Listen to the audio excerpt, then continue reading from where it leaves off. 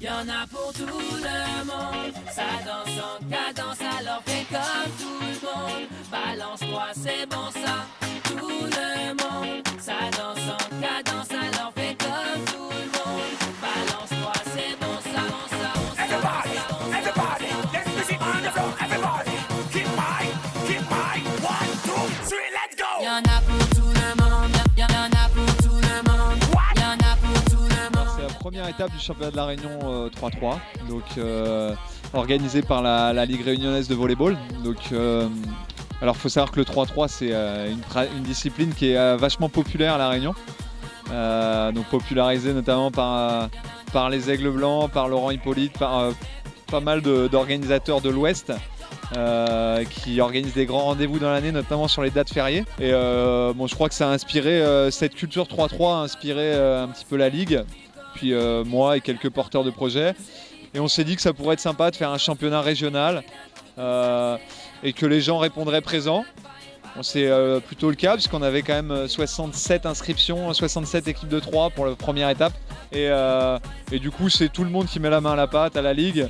Et bon, ça fait plaisir parce que tout le monde est plutôt vraiment favorable à ce projet et a envie qu'il marche bien. Et il y a une bonne solidarité. Ouais.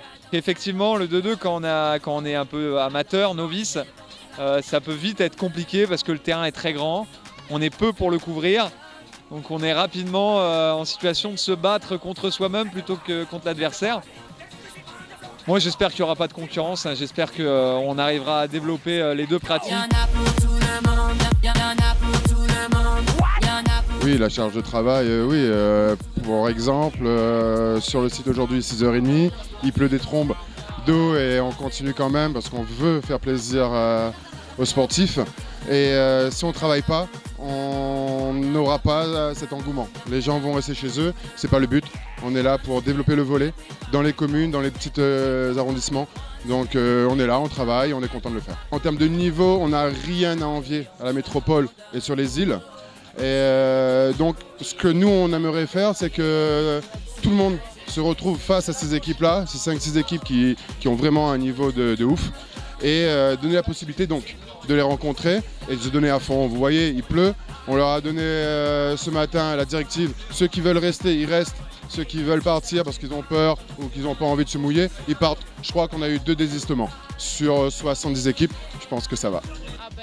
Tout d'abord pour s'amuser, je pense, pour jouer au volley le maximum tout au long de l'année, pour s'améliorer et voilà, pour s'amuser surtout.